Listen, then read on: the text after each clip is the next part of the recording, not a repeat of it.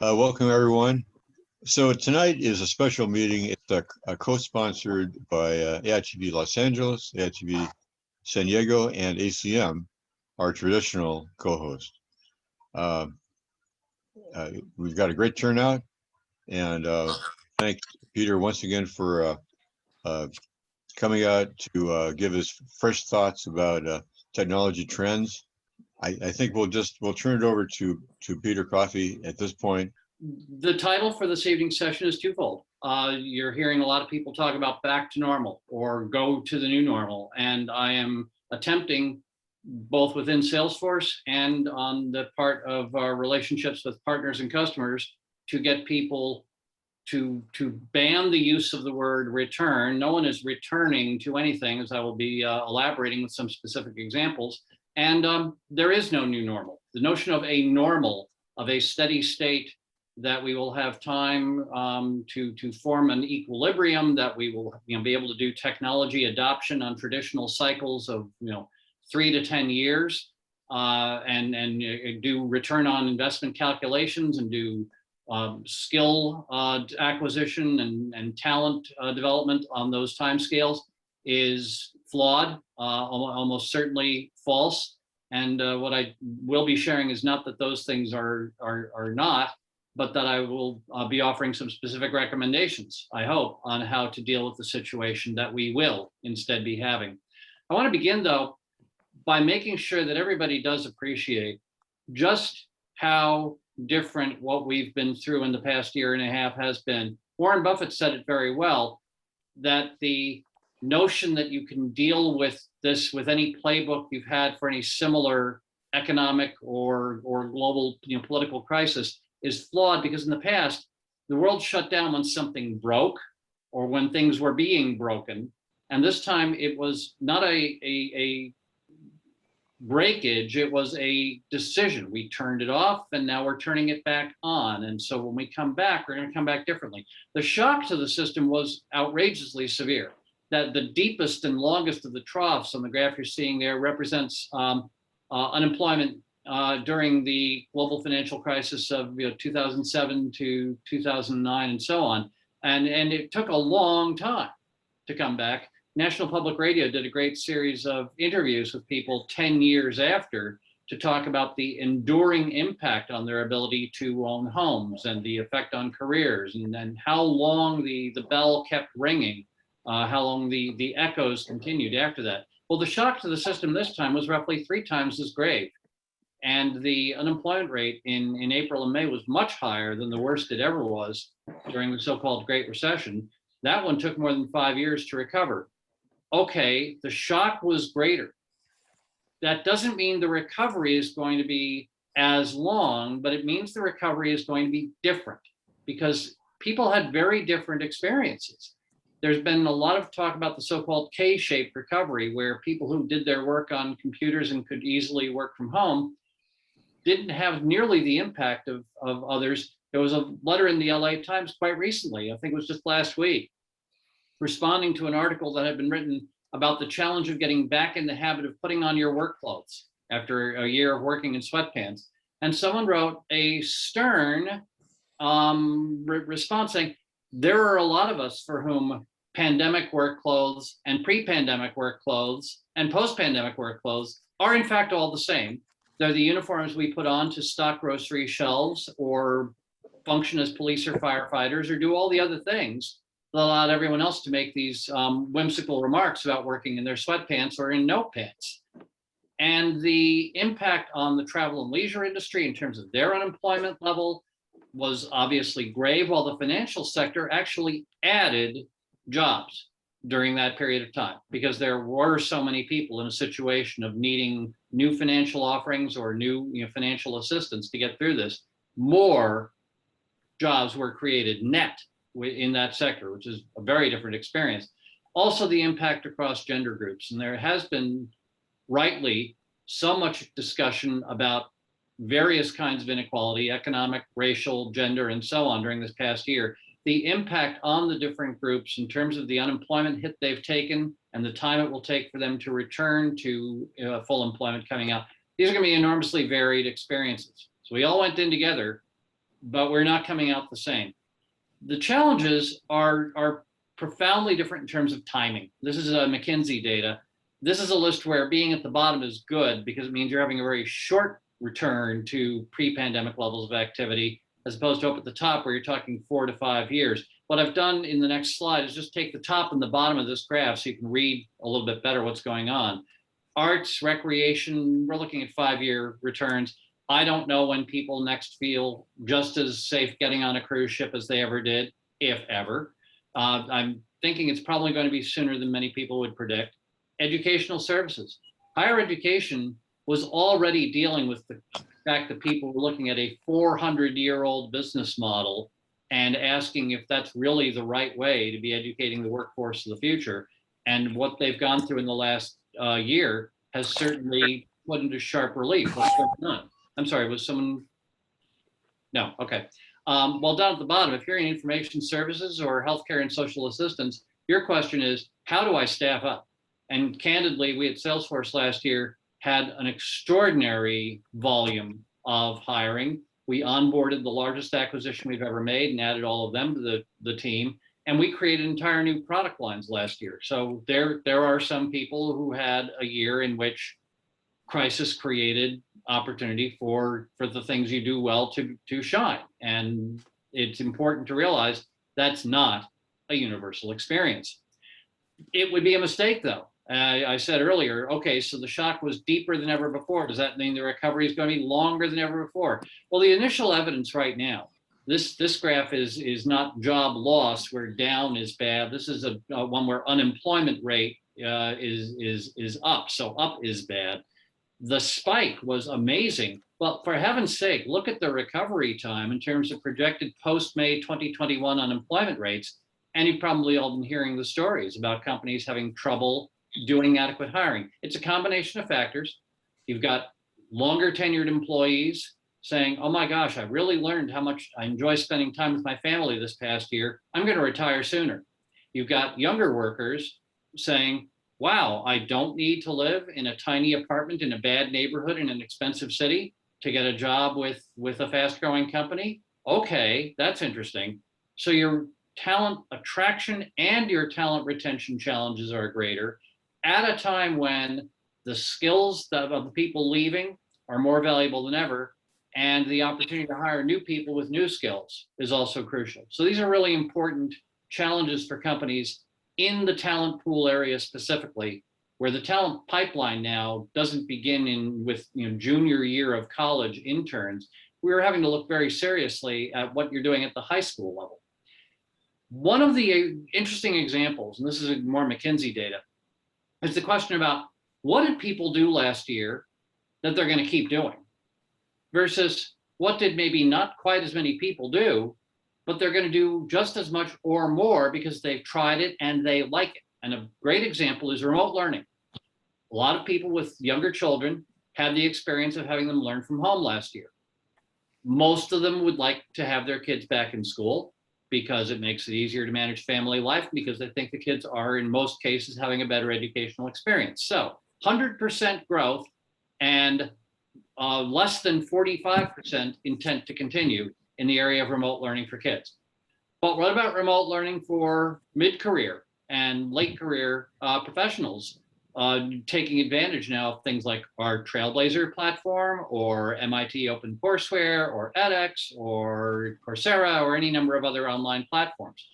Not as big of a growth, 50% growth compared to 100% growth for kids, but look at the intent to continue, 60%. And so deciding what you're going to do going forward, what lines of business you might be planning to develop and maybe invest in even more. Be very careful that you're not confusing that which people did in volume last year and want to stop with that which people did last year and discovered was great and want to keep going. Or as Wendy Redshaw at NatWest Group in the UK said, my 50 to 70-year-old customers are suddenly doing online banking and saying, why did it take a pandemic to get me to try this? This is amazing. Another important point demographically, a friend of mine in the South Bay observed that The Economist was startled when they went out and did studies in old age and assisted living facilities all over the world and found out that in whatever country you go, iPhone and iPad classes were among the most popular, and they seemed to think this was interesting. And my friend said, well, Peter, isn't this obvious? It's not that old people have suddenly gotten tech savvy, it's that the tech savvy people got old. And today's 50-year-old, 30 years ago, was one of the first people on the block with early Mac or early Windows 9X machine. They were still, in fact, some of them are still doing tech support for their millennial and Gen Z kids. Not that I know anyone who's doing that personally, mind you, but. Now, in this situation, David Brooks, who you may know, he writes for the New York Times, he shows up on PBS NewsHour and so on. He commented in an article in Atlantic Monthly about a Pacific Islands tribe in which they use the expression, my sibling from the same canoe. This is a time when showing up with an attitude of, oh, good, you're back in the office, I can go back to selling to you, is tone deaf and probably even counterproductive.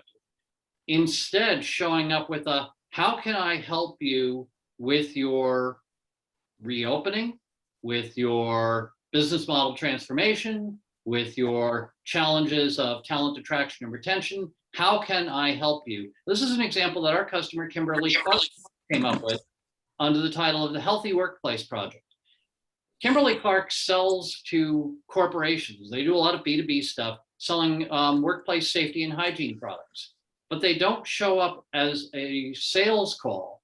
They show up with an iPad app that they actually built on the Salesforce platform, which is on one of our online marketplaces, that is designed to conduct a tour of your workplace, your factory, your restaurant, even your office, and take pictures and identify safety and hygiene opportunities that might be dealing with issues of absenteeism or regulatory compliance or customer experience or whatever. And at the end of that tour, you produced a work product, which is a health and safety audit of that workplace. And it also happens to include on-ramps for the products they have that would directly address the problems you've thus identified. But the whole tone of the visit is not, I'm here to sit down with our catalog and help you order your rubber gloves and detergents. It's, I'm here to provide you with some free professional consultation that will help you protect against being blindsided by a new workplace safety regulation or by a customer appearance issue that you might not have noticed if you hadn't had a professional help you identify it. It's a terrific opportunity to think about changing the whole tone that you bring with good tech support, because think about it, in the past, you would have needed a really experienced field rep to do this well. But now if you're building apps that support this kind of thing, you can hugely accelerate the onboarding of a new customer service rep by giving them the augmentation that this can provide. It doesn't even need to use, pardon the expression, AI techniques. Yes, there may be some machine vision involved. There may be some automatic recognition of certain features of an image. It says has been observed literally since the 1980s. Once it does something useful, we stop calling it AI. We call it machine vision. We call it speech recognition. We call it pattern recognition. We call it predictive diagnostics. If it's still being called AI, it's probably, and this is the perennial laugh line that's now 40 years old, it's probably something that's almost implemented, because that's the other AI. My colleague Brian Solis, some years ago, coined the expression Generation C for Generation Connected to talk about the degree to which your customers, your partners, are now creating the conversation that defines your brand. It used to be your marketing defined your brand. You actually had the bigger megaphone. And now the customers are creating the content and they're having the conversations about you on Yelp or Instagram or wherever. Well, very recently he doubled down and added the term Generation N, which is Generation C, when their conversations have the intensity and energy of the N novel coronavirus. The degree to which people are now going to have conversations about brands, not merely driven by, did they have a great customer experience, or are they having good customer service interaction, or are they having high product reliability and general customer satisfaction measures?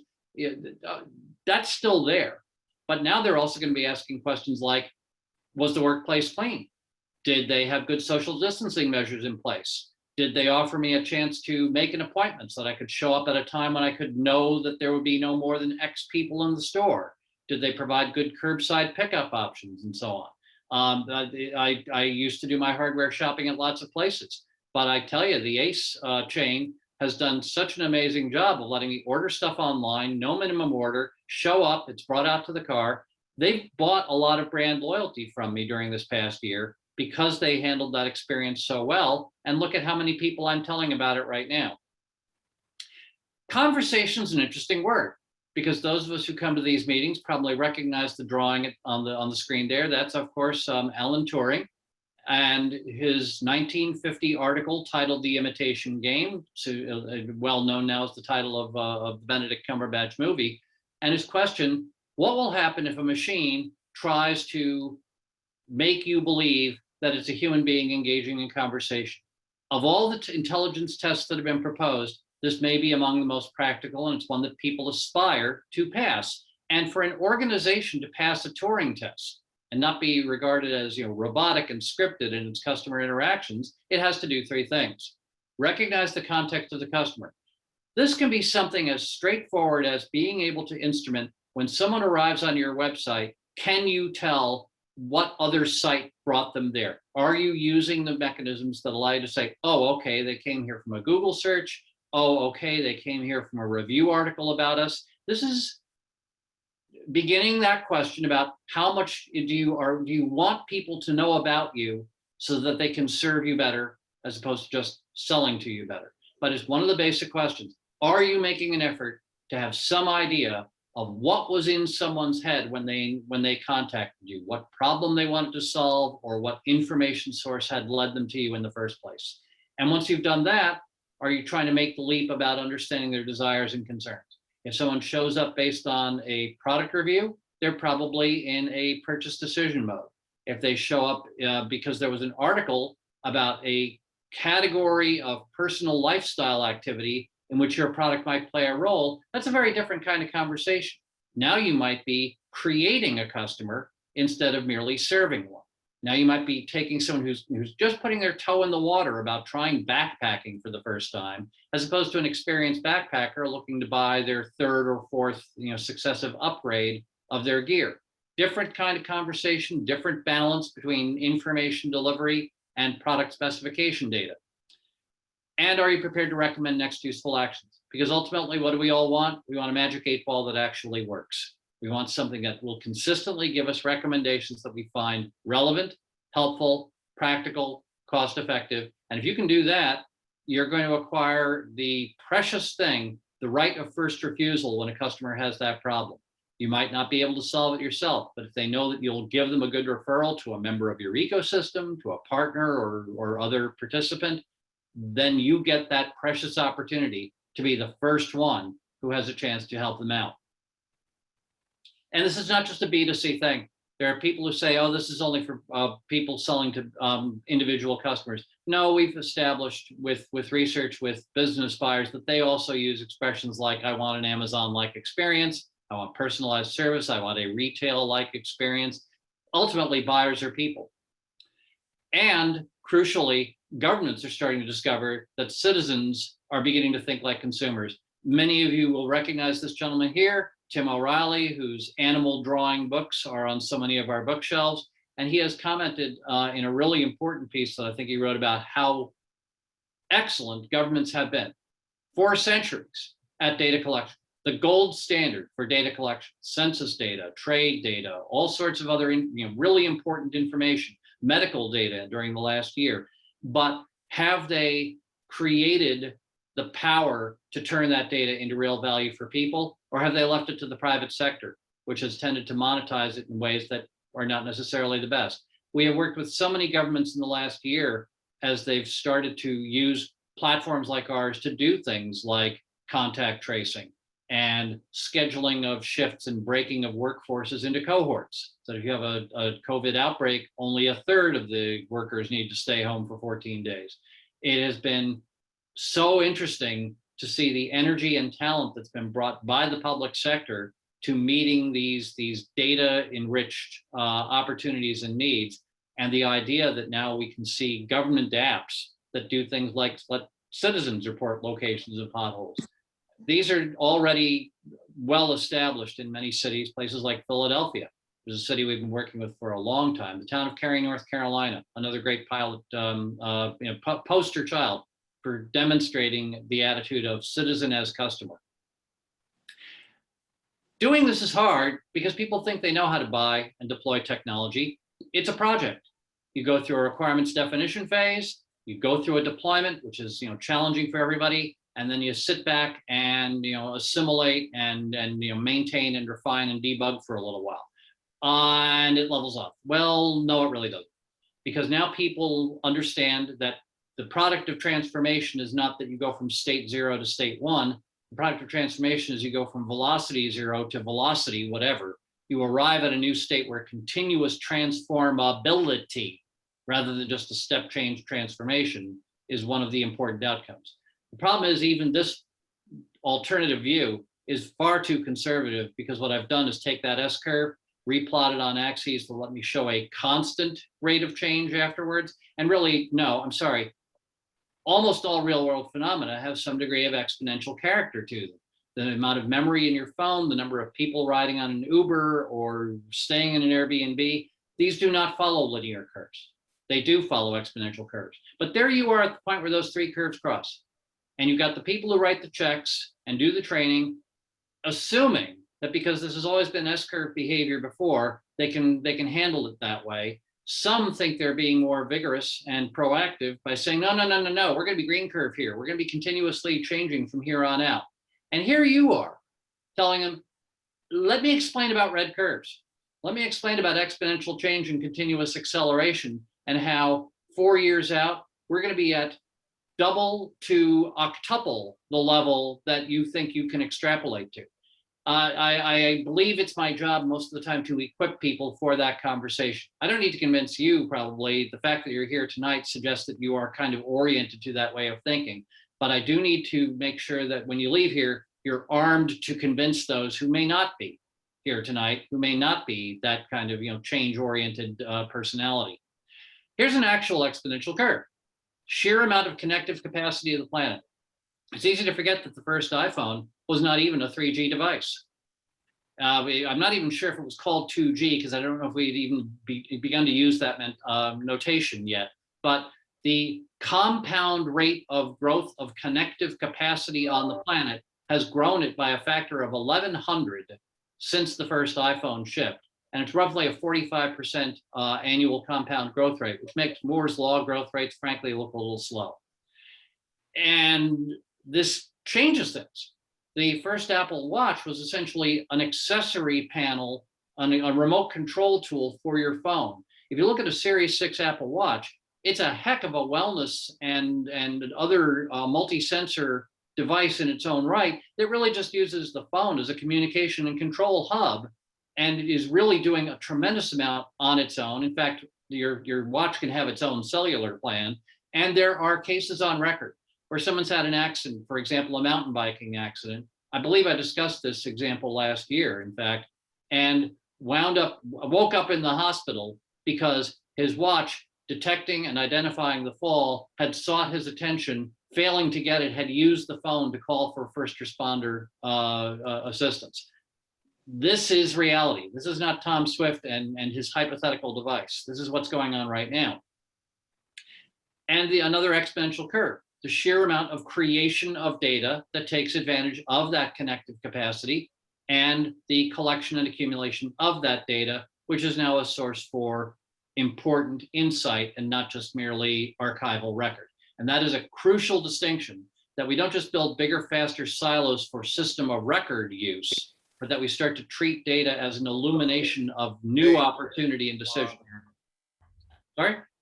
Okay, no, stray sound, never mind.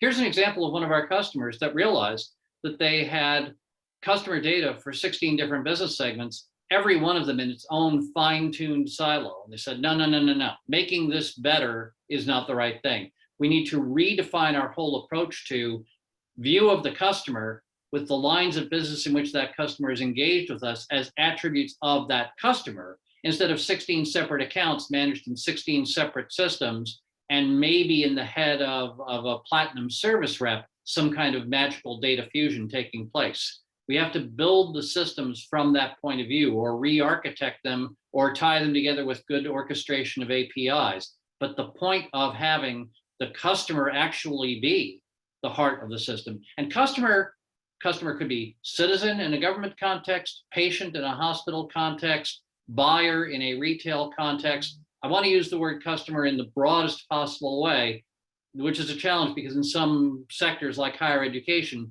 using the word customer can almost get you kicked out of the room. They don't want to talk about customers. They want to talk about students and faculty members and alumni. Fine, we're great with that.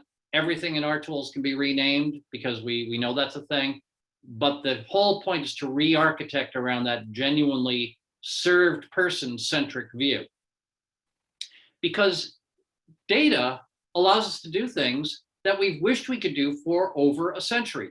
Many of you have taken an introductory economics course in which you saw supply and demand curves drawn. Generally speaking, the more you're willing to pay, the more you can get. And you know, the scarcer things become due to high demand, the higher the price goes. So the supply curve tends to go up. And as the price goes up, your interest in buying more goes down. So the demand curve tends to slope down. If you have a curve sloping up and the curve sloping down, they intersect at some point. We call that the market clearing price. And this is in your textbooks. And these lines are drawn with narrow lines as if they had some precision to them.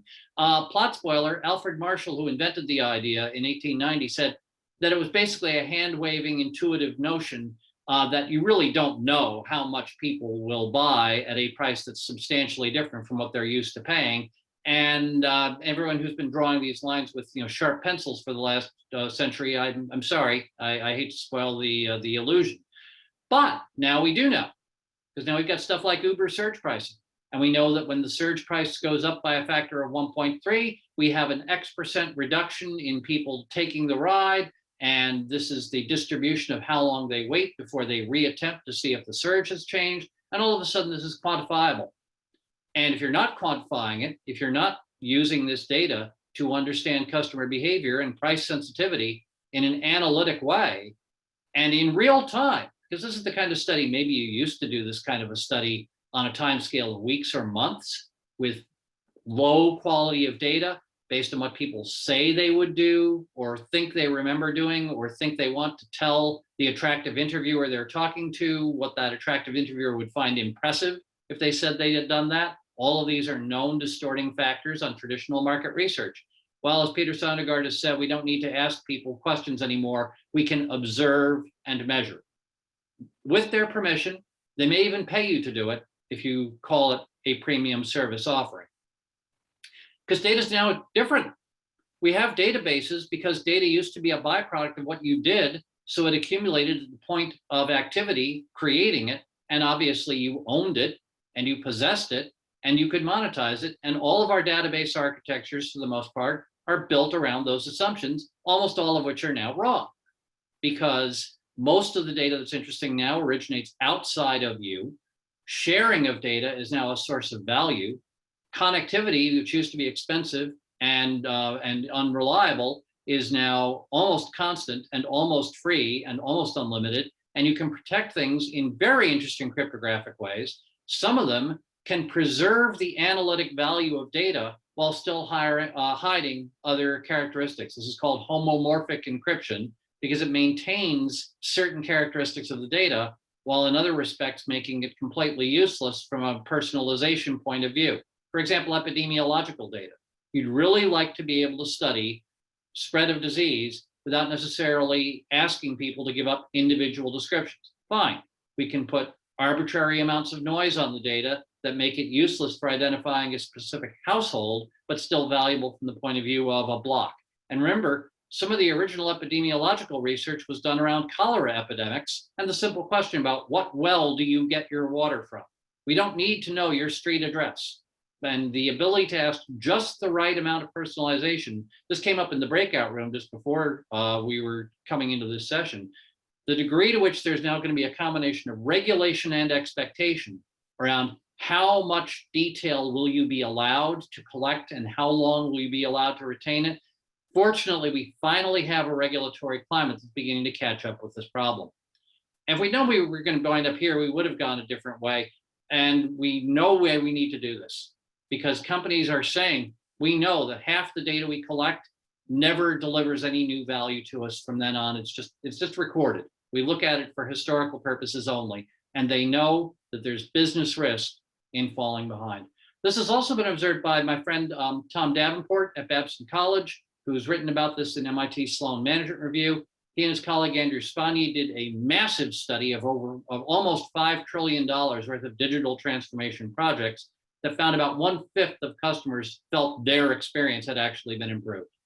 All that other digital transformation might have been increasing efficiencies, lowering costs, maybe squeezing out an incremental profitability point or two, but the customers are not seeing it. And if the customers don't see it, they will walk. They will go places where other people actually are investing in improving their experience. It's not just that you sell them the same shoes better. It's that now, to quote one of my customers, you don't just offer them the shoes, you offer them the spare laces and the matching belt and purse. You ask yourself, what additional information can I wrap around the transaction they came here to have that makes it suddenly feel like a better thing? This is what Jeannie Ross at MIT Center for Information Systems Research said in her book, Designed for Digital, which when we were still doing executive dinners before last year, I was recommending to our dinner hosts as one of the giveaways that we would use for our dinner guests. The book is Designed for Digital. I recommend it. I would recommend it even if I weren't quoted in the foreword, but it's a great book. And Jeannie's point is that you don't use the technology merely to improve the way you do what you've always done. You ask yourself, what new value propositions can I wrap around what I'm offering? Whether if you're selling fertilizer, now you can offer a partnership with a drone overflight company that will do multispectral scans of your field to tell you where the fertilizer needs to go.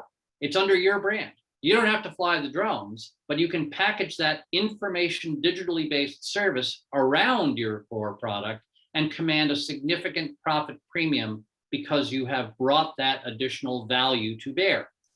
This is important, not just the level of companies. This is geopolitical. This is the question about the economic complexity of an entire economy, to use a phrase that's been developed by some of the people at Kennedy School of Government, which looked at the amount of skills that go into products, the sophistication of the ecosystem relationships that are being built, the ability to participate in global marketplaces. Look at the change in the last 25 years.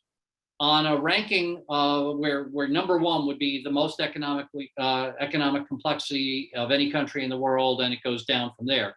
USA roughly stable in the top, the top 10. 9, 6, 9, 12, 11. Okay, USA is kind of a baseline there. Canada was number 22, and it's fallen to 39, while India, which was number 60 on this list, has risen to number 42. Canada is looking over its shoulder and seeing India participating in the global economy with the kind of sophistication that Canada used to regard as its prerogative, while China and Mexico used to be comfortably in Canada's rearview mirror, and suddenly they're up there on the list where Canada used to be. And Australia is really looking at this with a lot of angst right now. They were number 55 in 1995, and they've fallen to number 87. What does this actually look like in visual terms? Well, here's that Australia economy. Oh my gosh, look at what they export. Stuff they dig out of the ground and stuff they grow. Coal, gases, gold, petroleum, aluminum oxide. They're not looking at an economy that creates a lot of high value, difficult to substitute services. They're looking at an economy that basically is stuff you could buy from lots of people and you will change your supplier based on price. That's not a great place to be for a competitive economy these days. Canada is not in much better shape. Petroleum, wheat, gas, aluminum, gold. Yes, they also have some cars, some gas turbines. They're better than some. But South Korea, oh my gosh, electronic circuits, cyclic hydrocarbons, the high complexity stuff, parts and accessories, cars, specialty metal components. The commodities sector is way down there. That's not what they're really depending on. Germany, more like South Korea, machines, cars, prescription medications. That's a much more high value proposition. And Mexico, now there's a surprise for Canada. Mexico looks a lot more like South Korea than it looks like Canada.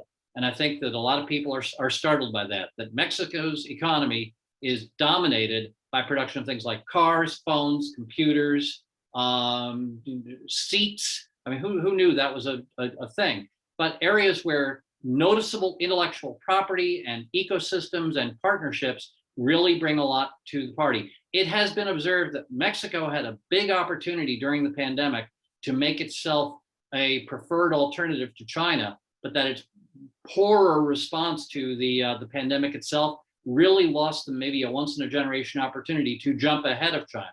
But the fact that the two of them are right up there in the 1819 kind of zone does show you how far Mexico has come in just the last 2 decades. But let's look at this in a different way. Mexico is doing great, but the services fraction of what they're producing is not actually very high. They're producing electronics, machinery, and vehicles, relatively complex products, that's good.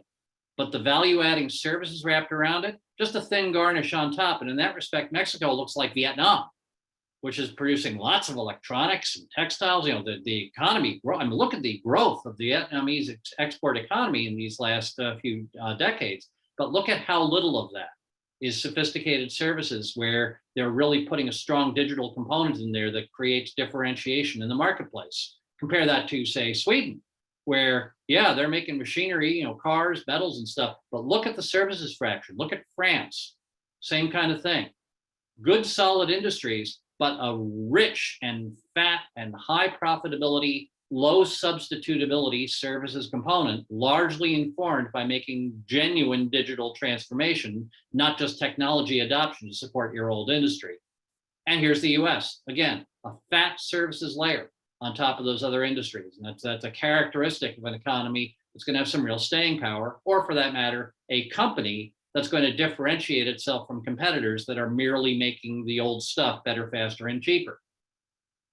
And the US economy, when viewed through that other lens, yeah, it's doing some oil and some food, but it's kind of where you might expect it to be on integrated circuits and others. It's a very interesting hybrid, really, of some of these economies, because our exports are a lot of agriculture and energy, but also a lot of higher tech stuff. Interesting place to be. And the incoming administration has a real challenge on its hands of trying to figure out what the growth path for the US economy needs to be over the next few decades to be a strong competitor with countries like China and to be an effective partner in North America with both Canada and Mexico. Among the challenges is the question of what's your innovation network looking like? This is the patent holder relationships in one well-known high-tech company. You can see it's very concentrated around just a very small dark core with relatively thin networks out into the rest of the company, compared to another country where the core is not nearly as centralized. And you might wonder, well, gee, what 2 companies are we looking at? I'll give you one guess, because the green dot on one of them is Steve Jobs, while the green dots on the other one are Sergey Brin and Larry Page. Yes, in fact, Steve Jobs has been awarded 347 patents, many of them after he was dead, which certainly says something about the centralization of who's allowed to be the innovator at Apple, as opposed to Google, which has a much more intentionally engineered culture of distributed responsibility for innovation. And you might want to ask yourself, if you did a graph like this in your company, of who gets to have the ideas and who else is merely expected to receive the marching orders from the top of the org chart, and whether you want to try to engineer a change in the way that works. A similar way of looking at this is Twitter networks. This is a Twitter network of someone, most of whose followers also follow each other. It's a very, it's a very incestuous network, as opposed to this one, which I'll call promiscuous, where this is a person who has relationships on Twitter with people who mostly don't already talk to each other. And that means this person is in a role to combine value from many different points of view that aren't already sharing it with each other. And it's a very high value place to be. And so the point is, the people in these networks both think they're using digital collaboration networks. They both think they're actively participating in social media as a tool for discovery of potential partners or monitoring of competitors and so on. But imagine how different the view of the world is from one of these networks where the people you talk to all talk to each other. I call it the faculty lunchroom model, as opposed to the network on the other side where you're the one who's the most interesting person in the room with any of these people because you're the one who's not just like all the people they already know. A connection culture can be crafted. This can be supported with appropriate use of technology. For example, in 2010, we turned on our chatter tool at Salesforce, and it was a revelation. I was working out of my home in Los Angeles for a San Francisco-based company, and suddenly I felt as if I were in the office. And we were able to measure and reward interactive contributions. We were able to put a bar chart on people's profiles, as I just put that red box around, showing the degree to which the conversations you were starting were attracting additional participation. We could measure a thing called influence within the company, and we could recognize it as a basis for promotion and bonuses and so on. Now, of course, as you know, we're in the middle of a proposed acquisition of a larger conversation platform. I'm really not able to say a lot about that because that has not closed yet, but we have made public statements that all of our intellectual property essentially is going to be re-architected for a conversation and collaboration framework as opposed to an older document style framework. This is an engineering decision, and it's also a leadership action, because getting people to behave differently doesn't just happen automatically merely because the technology allows different behavior. So for all of you who got into tech because you would rather deal with machines than people, the uncomfortable news is getting people to change their attitudes and behavior is now at least as important a measure of your success in achieving results with technology. What are the stories we've heard in the last year, and do they send us in a good direction, or could they send us in the wrong direction? Because a lot of people are saying, oh, look what we learned last year. We learned that we can all work from home. We learned how quickly we can deploy new technology and so on. Well, I've been trying to point out to people that what we learned, in quotes, is that if you have an established organization with its social networks in place, you can re-platform that existing functioning organization to digital tools, Zoom and Slack and so on. And people can operate at a burnout level for a year and achieve some pretty amazing results. And frankly, our own corporate results during second quarter of last year, first quarter of this year, we're off the charts. We're not kidding ourselves that that represents a sustainable level of effort. We're working really hard right now on the question of what does it look like to have an achievable level of online and personal and other hybrid activity going forward, because we haven't established in most organizations yet is whether you can bring on new talent, build new mentoring relationships, start new lines of business and launch new products, and do this all at a sustainable level of effort. And I love this quote from the New York Times from May of this year. If you're in a shipwreck and the top of the piano from the piano bar floats by, you'll climb onto that floating piece of wood and say, oh, good, I found a life preserver. But when you need to design the life preserver to get you through the next storm, you're probably not going to start by cutting out a piece of wood in the shape of the top of a piano. And recognizing that what got us through last year provides clues to what we need, but is not necessarily the pattern for or the prototype of what we'll build to get through the next one. That's a really important insight. And a lot of organizations need to be careful they don't learn, again, air quotes around learn the wrong things from the experience they had last year. And so what I've written very recently is what I call my post-pandemic agenda. You are, I think, the first group outside Salesforce to see this, so I hope you enjoy it. The first thing to appreciate is that we are not returning to what was, and we are not going into a new normal.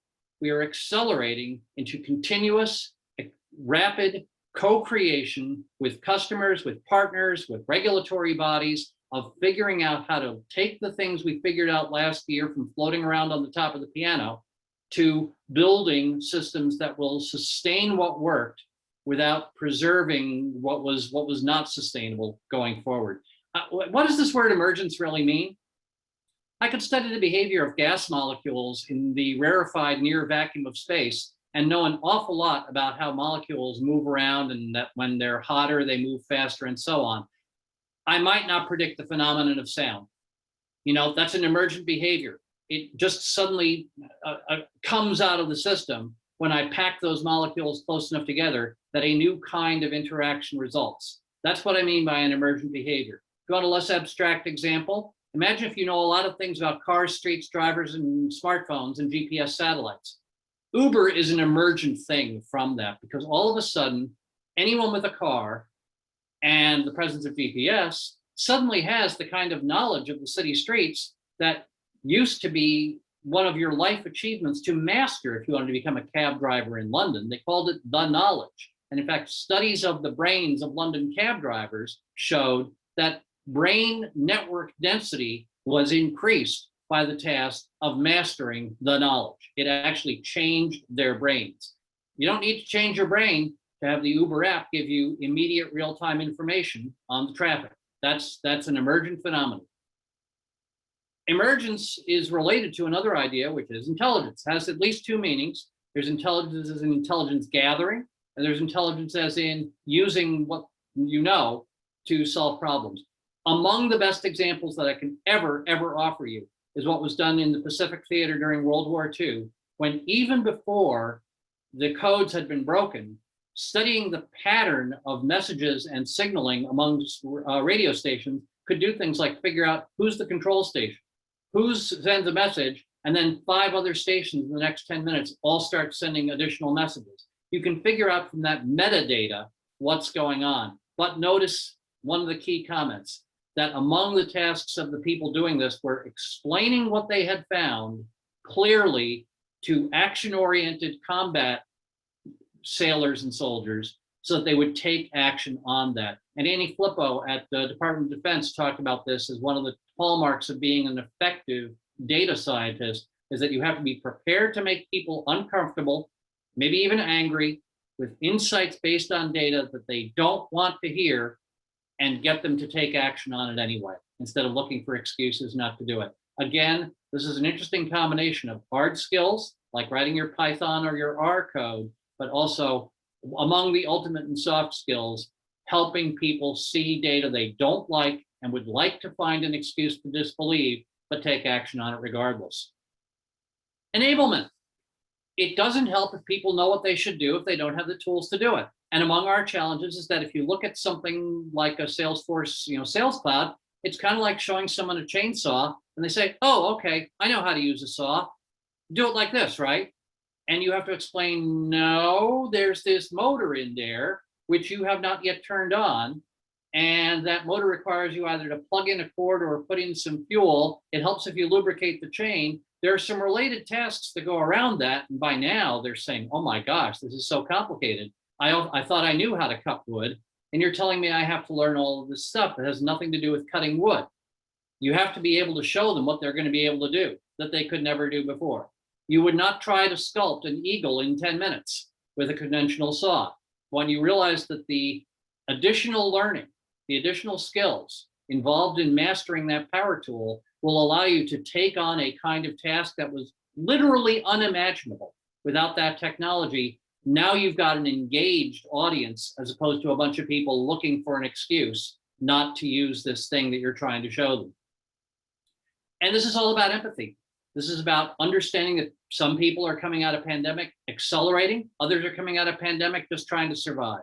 That some people are inclined to embrace change and others are inclined to avoid it. That merely making people comfortable in your store isn't going to help if they're terrified of getting on the subway to come to the store. And all of a sudden your store app doesn't just have to have your hours, it also has to have real-time information on the schedules and safety protocols of the different transportation methods that will get people to your store.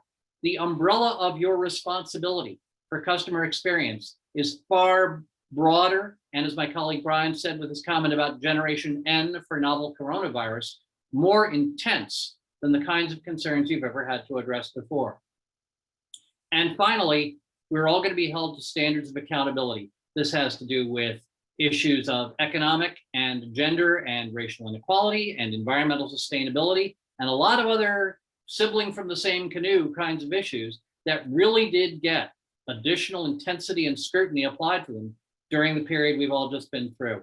And green packaging, for example, this is a very regional thing. Customers in China and India and Indonesia are showing very high willingness to pay for sustainable packaging and very high levels of concern about packaging sustainability. Japan is notably lower on both of those. You need to know what is going to be the tone around this conversation. You got to read the room. If you're selling your sustainability proposition to people who are already inclined to be interested in that, that's one kind of conversation. If you're trying to get people interested in sustainability in the first place, that's a different conversation. And it also varies within industries.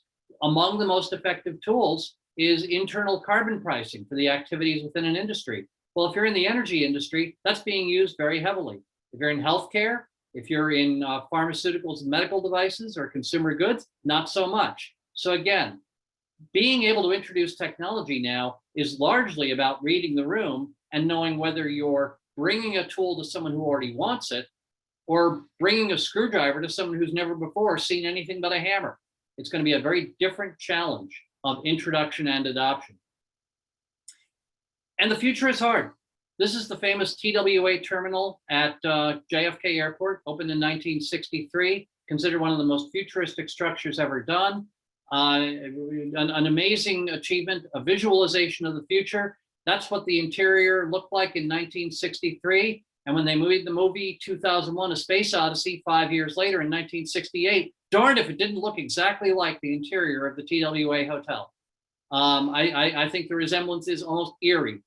Today, I'm sorry, I said TWA hotel, plot spoiler, that TWA terminal has now been rehabilitated as a retro 60s style hotel, which they've gone to extraordinary effort, lovingly to preserve everything about that 1963 experience, right down to the rotary dialed telephones. Oops, this was something that came up in the pilot episode of the TV series Lost in Space, where they're getting ready to send off the first flight to another galaxy, and on every desk is a rotary dialed phone and an ashtray. It's hard to get the future right. In fact, it's so hard to get the future right, I usually tell people, don't try to get the future. Some people use the phrase future proof. I'm not a fan, because being waterproof means being able to ignore water, and being future proof should not mean being able to ignore the future. I like future ready or future enabled. Accenture conveniently recently talked about the future ready company as one that does intelligent operations. Remember, intelligence means two things: collecting the data and using it artfully and insightfully. Being agile, so that if you guess wrong, you can conduct a cheap experiment and fix your course correction very quickly. Using advanced technologies, but to support your vision, not to replace your vision. Technology adoption is not a strategy. It is an enabler for a strategy. And it's got to be based on, I'm going to take my data that's now mostly dark, more than half only serving as system of record, and make it an illumination of what's going to happen next and of what next best action I should be recommending to the people I serve. These things lower expenses, but even more exciting, they increase profitability. Lowering your expenses by a point or two, if your profit margin is 5% and you cut your costs by 1%, you haven't done much. But if your profit margin is 5% and you increase your profitability by 1 full percentage point, that's a lot more exciting. And very few companies are ready to do this. My colleague Joe McKendrick over at ZDNet has commented that very few enterprises are doing this. So there's still opportunity to create real competitive advantage by being the first in your sector to adopt tools like carbon pricing, to adopt tools like predictive diagnostics. There's still a lot of runway for being first. One of the things I try to bring you is a sense of urgency. So I try to find things that have only happened in the last week or two. Quantum data transmission, essentially unhackable, has now in just the last few weeks been done over hundreds of kilometers of optical fiber. Never been done before. Creates whole new models for information security. Interestingly, 13 virus sequences that had been magically deleted from a database of research done in Wuhan suddenly turned out to be documented in Google Cloud Files because someone noticed the file naming convention and just tried plugging some virus sequence information into that file naming formula and discovered that even though the virus sequences themselves have been scrubbed from a key database, the files with all the details behind them had accidentally been left in the cloud. Oops. Data governance is one of those things that's easy to get wrong, and it can be embarrassing or worse if you don't do it thoroughly. There's a thing called LIBOR, the London Interbank Rate, that has been, shall we say, deprecated as a meaningful basis for international finance. People have been trying for the last 3 years to remove it from their systems. They're still finding places where that LIBOR rate that they are trying not to have is tied into formulas.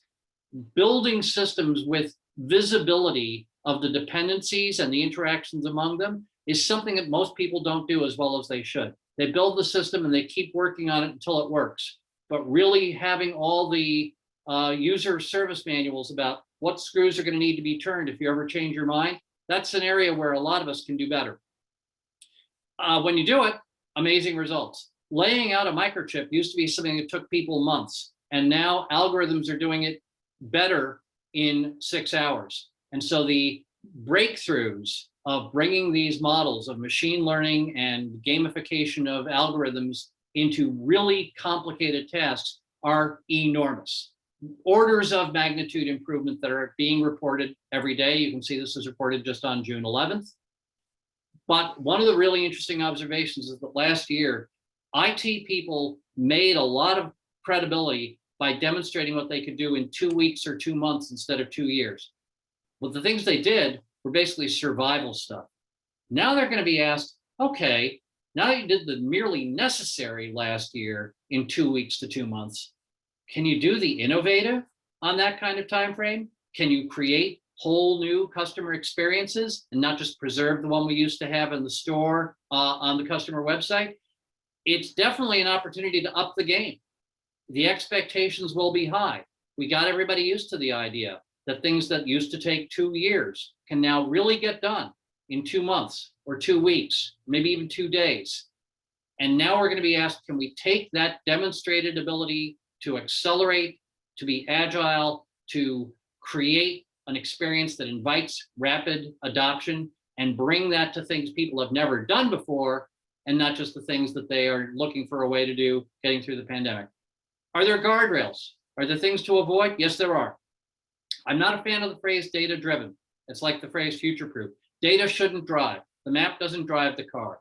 If you allow the cheapest, highest quality data to guide your decisions, some very bad decisions can result. You really need to ask yourself, wait a minute, what's the question we're asking? What's the strategy we're pursuing? And maybe there's some expensive and approximate data that speaks to that, as opposed to this abundant, cheap, and precise data that does something else. And it's going to take real discipline to get people to focus on the data that addresses the need instead of letting the data that's on hand guide the choice. That's what data-driven can turn out to mean. Artificial intelligence, no one really wants to have something that's going to replace them. But power tools, I don't want necessarily to learn how to use a robot, but if I can learn to use a power tool to make an eagle sculpture in 10 minutes, maybe I'm much more interested. And tools that extend and augment people earn higher adoption, faster, and produce better results.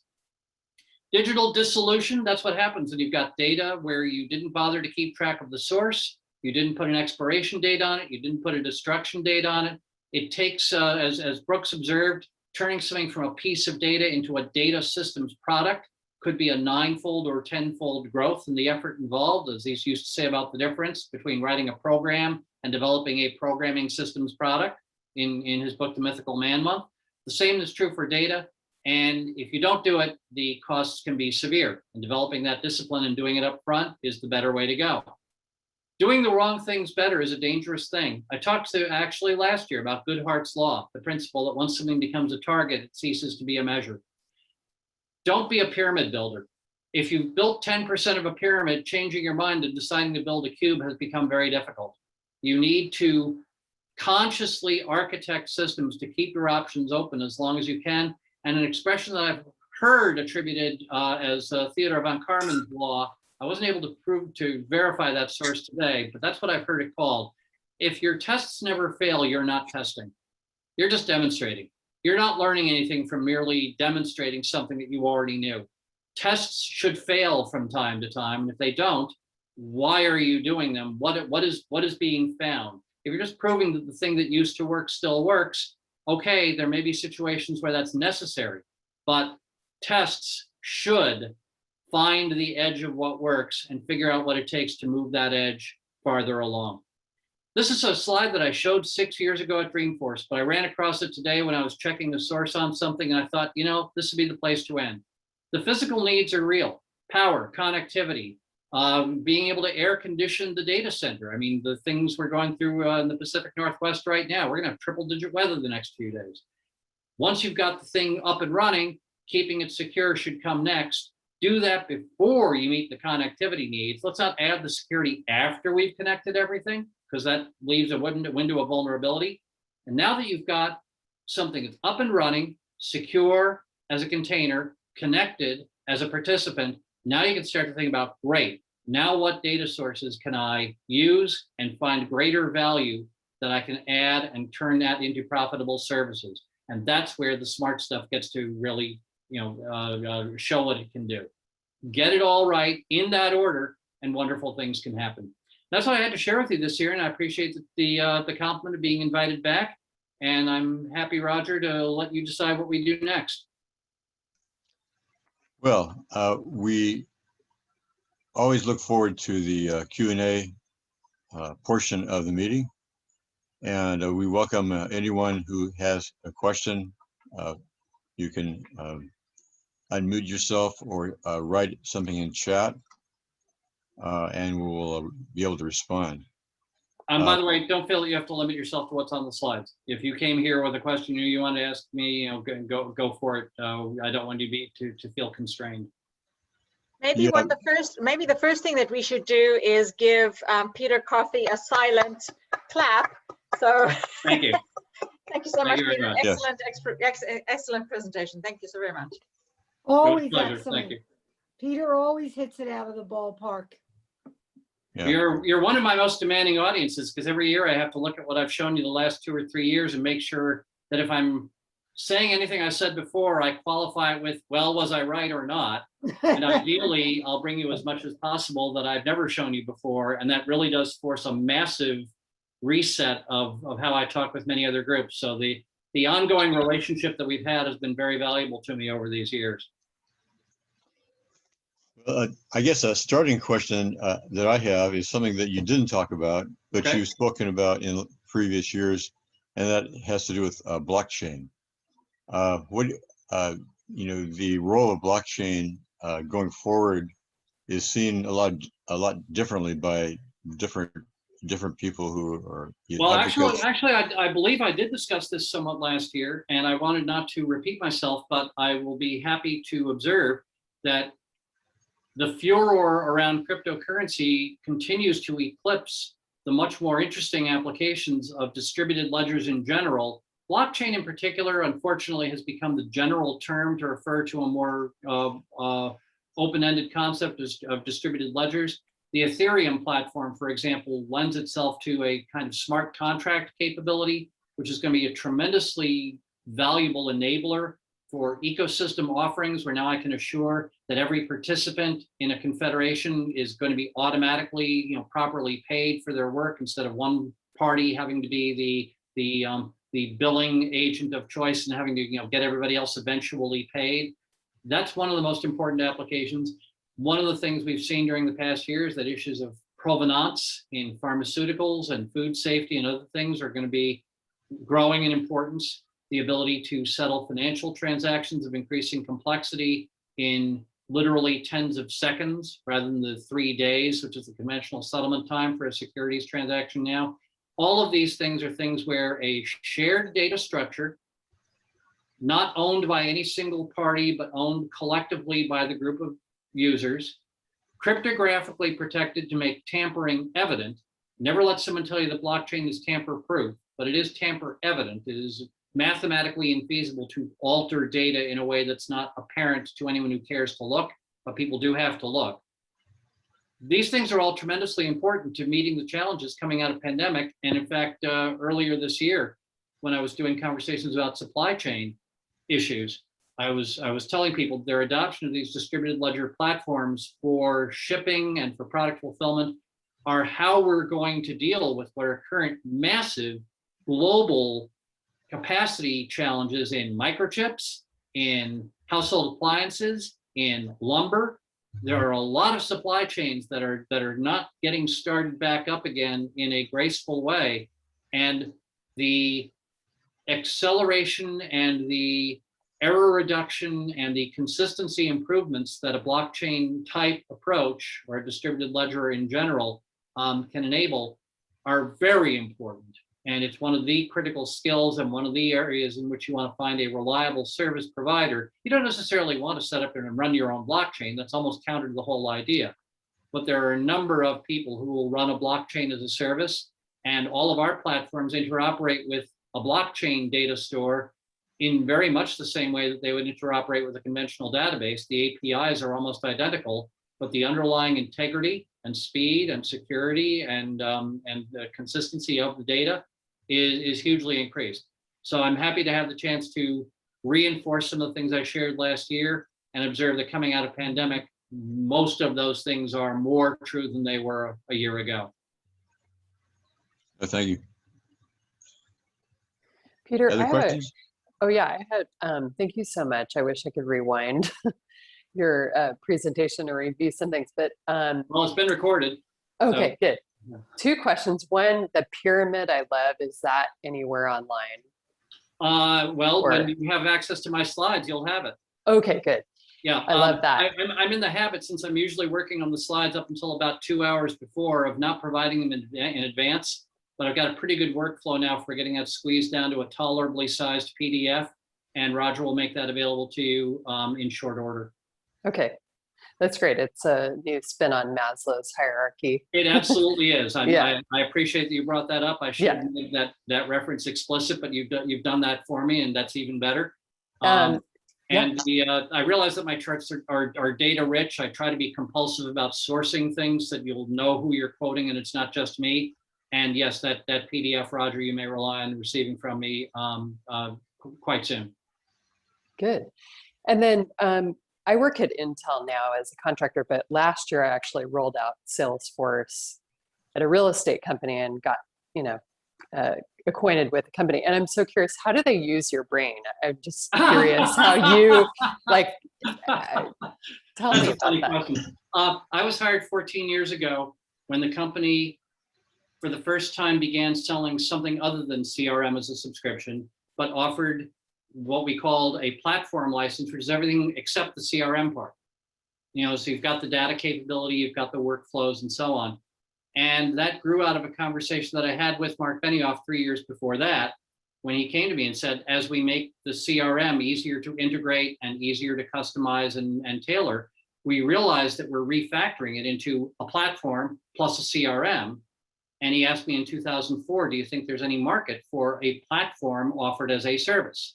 And the 3 years between them were spent filling in the areas with that, our breakfast conversation, which I wrote a column about in eWeek, said a platform as a service would need to be. And there are now several million applications running on said platform. So we feel pretty good about that. But the real answer to your question is I spend about a third of my time with our own people, helping them realize that all those things we used to have to say to people, no, we don't do that. Well, we do that now. About a third of my time with systems integration partners, and about a third of my time with account teams working with customers to help them realize that they've bought the elephant and all they're using is the tusk. All they're using is the tail.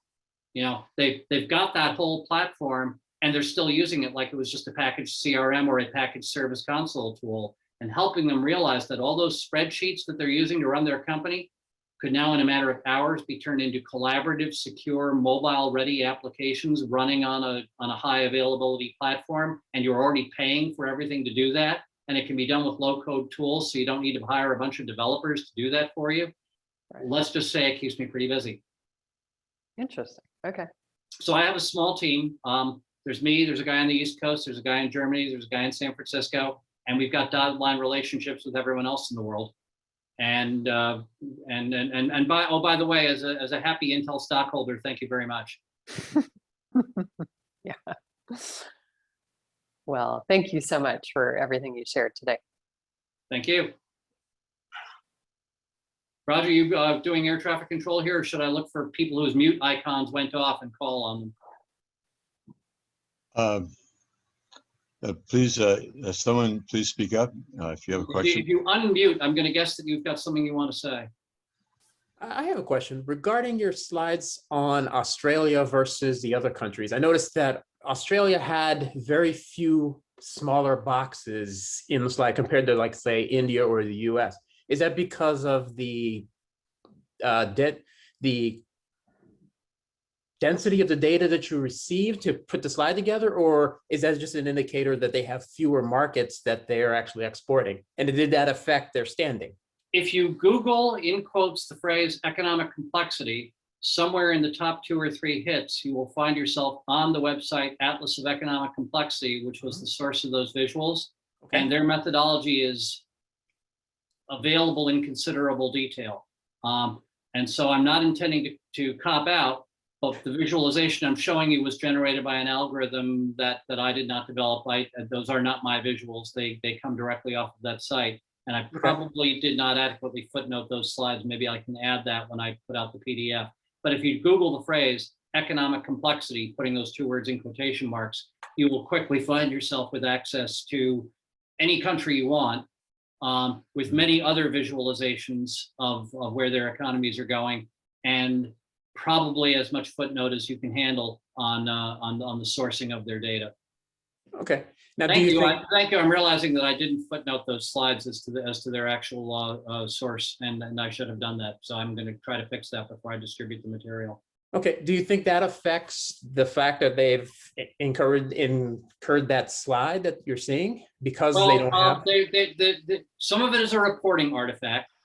Okay. There's actually another expression called Stamp's Law. Try to remember that no matter how elaborate your analysis, it ultimately comes down to what did the village watchman write on the form that night, and whether a country makes certain kinds of reporting available could be a factor in what their visualization looks in terms of granularity.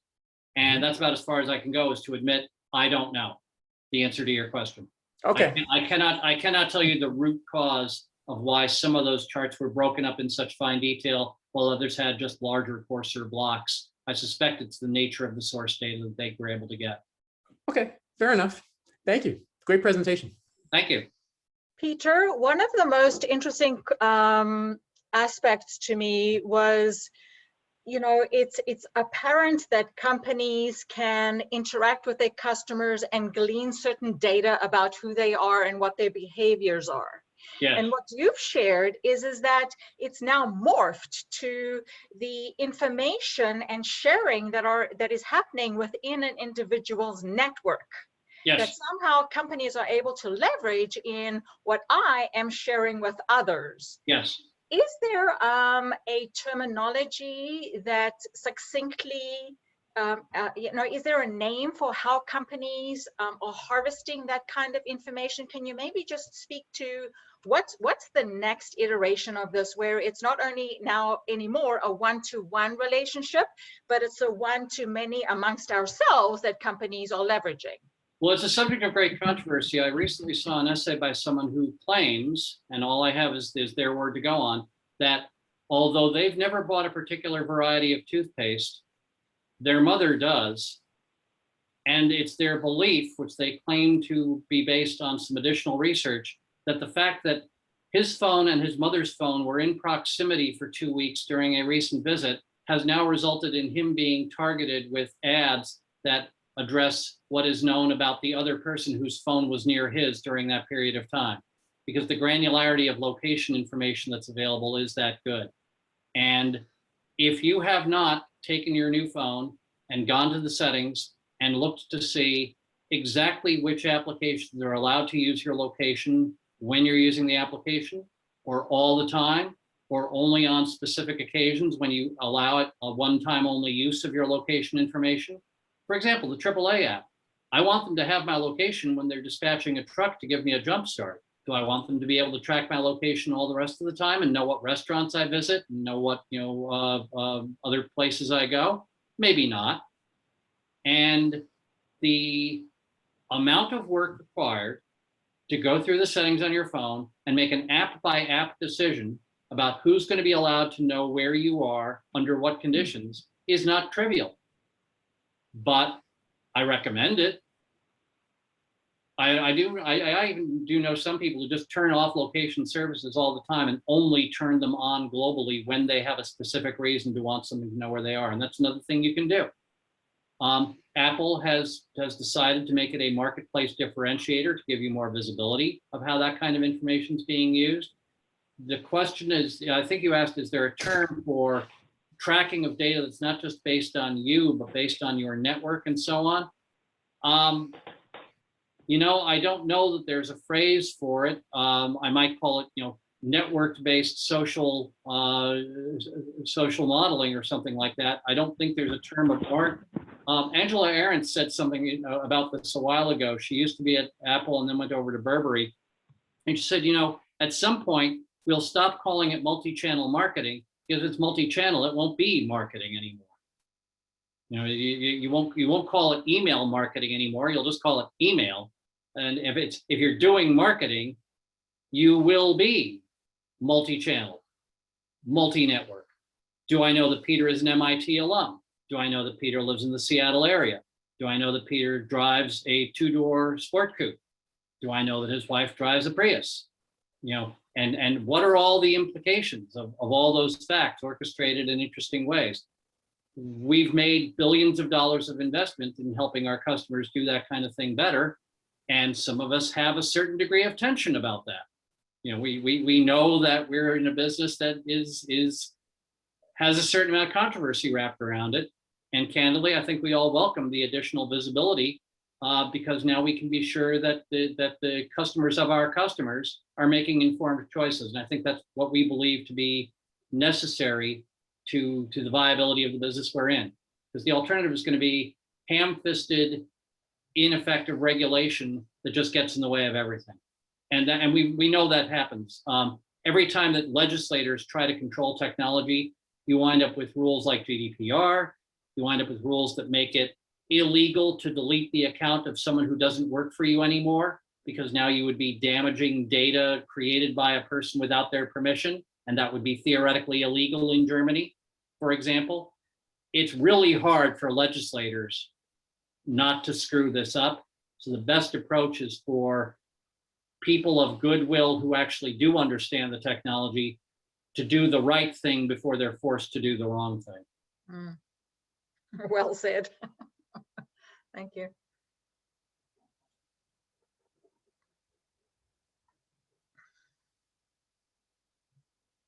Any other questions? Either, Vivek? Yeah, Peter, thank you for a great speech. I just had a question, and I don't want to make this a whole new speech, but for the past 15 months have shown Why us... would you be worried about that happening? Well, here's a question. Like, past 15 months have shown us, you know, some of the weaknesses of face-to-face working and also some of the strengths. Some of our attitudes have changed. What are some of the things, you know, to quickly say, hey, this is what we've learned in the last 15 months about face-to-face as compared to remote and our attitudes about it? I will quote the researcher at Microsoft who said, you can think you've learned how to do all this in the last 15 months, but your brain is still wired in such a way that if you're up close face-to-face with another person, your brain thinks you're about to fight or mate. And either way, it's not a low stress situation. And devising interactive mechanisms that don't trigger a fight or flight response for 4 or 5 hours of your workday is an area that has a lot of smart people working on it, because we want to be able to work like this. And yet at the same time, our lizard brain is back there screaming, I'm about to be attacked because this face is in my face. And we got to fix that, because otherwise the biological, the psychological, the blood pressure and heart rate effects are real. So don't let anyone tell you we've all gotten good at this. Some people are comfortable with it and others are not, but it's not really something you can decide to change about yourself. But all I can tell you is that the people who design these experiences have it as a high priority to figure out a way to make it sustainable so that it doesn't trigger fight or flight response, subconscious or otherwise, and so that we can be effective in this environment and not just get through it because we are, you know, all on an adrenaline high during a pandemic. So just what you're trying to say is that doing it online via Zoom or whatever, it triggers the fight or flight syndrome more than face-to-face. Oh, yes. Oh, yes. And it also has a higher cognitive load, because things that you can do relatively easily in a room full of people. You've got body language cues. You've got distance. You can have a quiet side chat with someone at a table during a meeting, which can resolve an issue, and then you can quickly turn your attention back. Trying to do that in an environment like this is much more difficult. I have done Mhm. now at this point, 2 executive roundtables in a virtual reality environment on an application called Glue, which runs on the Oculus headset. And I gotta tell you, when you're in a virtual reality environment that knows how far apart the avatars are and automatically makes a voice louder or less loud in your ear based on how far away someone is from you in the room, or if you and someone want to Mhm. have a side chat, you can say, let's step out on the balcony and talk about this. And you do that, and you can see through the window the rest of the people, but you can't hear them because you're out on the balcony. Wow, you discover how much information was not available to you because of the limitations of just the face and voice tool. And yeah, we are really excited about the opportunities for going beyond this two-dimensional, two-channel, face and voice interaction, and saying the bandwidth is there, the applications are there. People don't feel as ridiculous putting on an Oculus headset as they might have, 4 or 5 years ago. So the social Mhm. acceptance is there, and we can now literally have a Pelican box arrive on your front doorstep at 10 in the morning. You open it, put on the headset.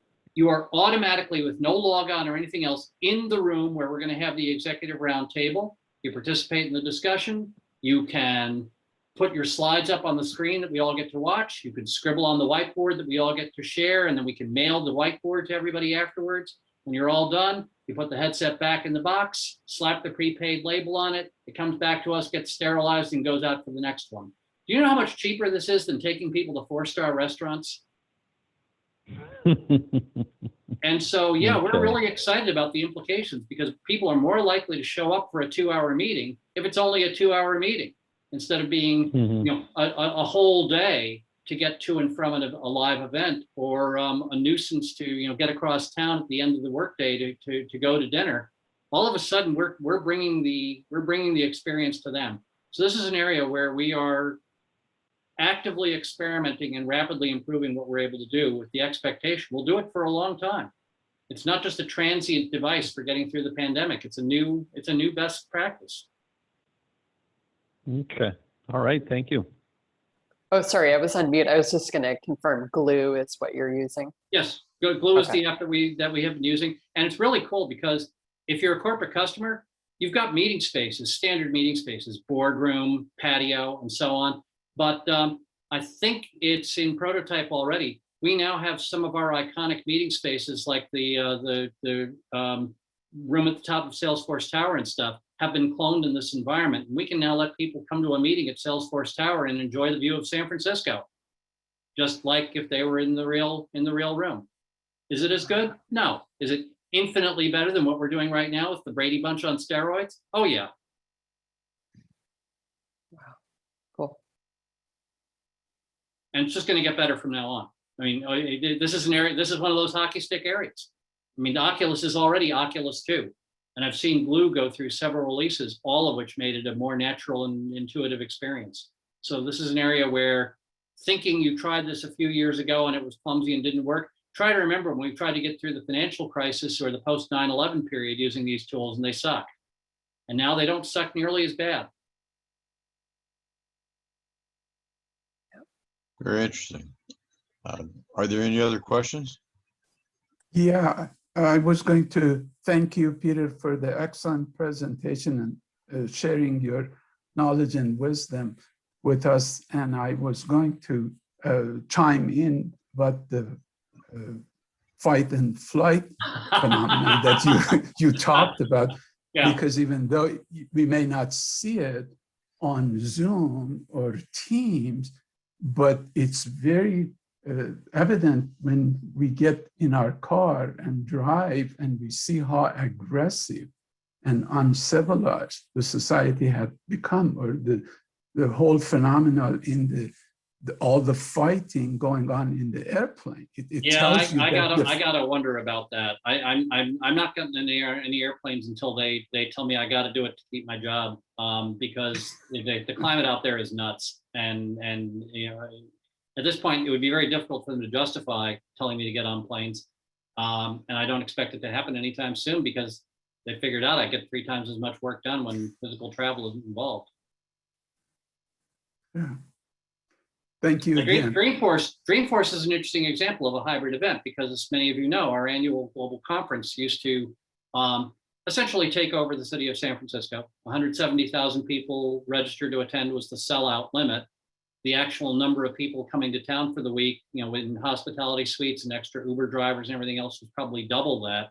There was that year when we brought in the captive ocean liner to serve as an extra 1,000 hotel rooms, which was a stunt. It didn't really make enough of a difference, but it got us a lot of free media attention. And last year, we completely reinvented the event because it used to be marketing put on the event to create a pipeline of potential customers for sales. Last year, what we did is produce a whole portfolio of subject matter sessions and product sessions and technical sessions and so on, and then tell account teams, okay, you go ahead and curate a Dreamforce to you for your customers or for your vertical industry or for the city where you work or whatever. And now sales owned the experience instead of marketing owning the experience. And I had just as active a Dreamforce as ever. I just did it in 20 different cities instead of doing it all in San Francisco. So what are we doing this year? We're going to do live simultaneous events in, at a minimum, San Francisco, New York, and London, plus other cities still to be named. They won't be 170,000 person. I think the current estimate is that we'll do like 5,000 people at an event in San Francisco. Coming to the live event will be, you know, the business class or first class, you know, Emirates first class suite kind of thing. But last year, instead of 170,000 people, we had more like 8 million people in some way attend Dreamforce. And do we want to go back to having only 1/6 of a million? No. So a hybrid event that in some way becomes more than either the online only or the real world event is where we're trying to go. And we got a lot of real talented people working on what does the future of live events really look like? Exactly. Thank you. You bet. Yeah, that's a question that our chapter is wrestling with right now Yes, I imagine. when we start having live events, because we're going to have both probably. So, Well, among the challenges, I work with another group called Philadelphia Alliance for Capital and Technologies on their annual event called Forum every year, Forum with a PH because it's in Philadelphia. And it was always a live event. Last year, it was a 100% virtual event. And in 2021, we discovered that people who were perfectly willing to do 3 half-day online sessions in 2020 weren't willing to do more than about 3 one-hour sessions in 2021. Because go figure, now there's competition for their time. They didn't have anything competing for their time last year. You know, sure, half day of content online, I can do that. Now they've got meetings to go to, offices to reopen, you know, stores to clean. And the availability, the supply curve, you know, as Alfred Marshall would say, the supply curve for human attention looks different this year than it did last year. So the challenge is real, and people who think that they learned how to get through 2021 by what worked in 2020 are mistaken. And people who think that they know what people expect in 2022 are even more mistaken. pretty interesting. Well, thank you very much, Peter. This has been, as usual, lots of great new ideas, fresh thoughts that we'll be able to watch again and listen to again and absorb gradually. So we appreciate that very much.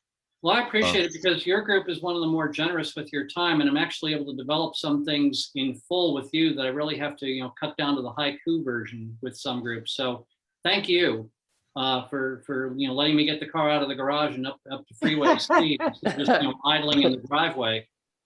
It really makes it easier for me to do a good job for you if I don't have to cut it down to 22 minutes. So thank you for the freedom of this format.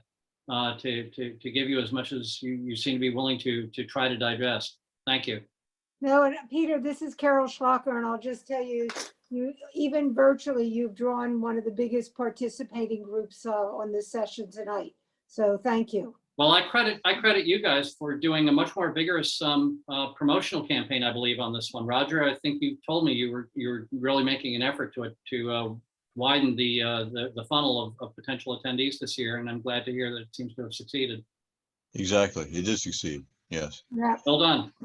Great Okay. job, everybody. Thank Well, you. Think you, do you have a turn- podcast? we'll- I think we'll you turn need it a over to- podcast if you don't have one. I don't have a regularly scheduled you one. should. My writing, when I have something good to say, appears on a UK website called Diginomica, Diginomica. And in fact, a piece that I wasn't sure they would agree to run because it's 1,300 words and their typical target is 800 to 900. But they will be running a new piece of mine on Tuesday of next week. So if you'd like to know what I've been thinking that didn't fit into PowerPoint slides, I think you might find a couple of new ideas and also some revisiting some old ideas and looking at them in the new context. And I can give you the preview announcement that should be showing up Tuesday of next week on diginomica.com. Okay, great. Excellent. Thank you. Thank you, Peter. Thank you, Roger. So with that, we will close. I want to thank our speaker once again and all of our wider audience tonight. We had the pleasure of having people attending from the San Diego chapter and the ACM group as well. So thank you very much for attending and joining us this evening. Great job, Vivek and Rick and Roger. Thank you. Thank you. All right. Thank you. And Thank you, everyone. Thank you very much. thank you for everyone who participated.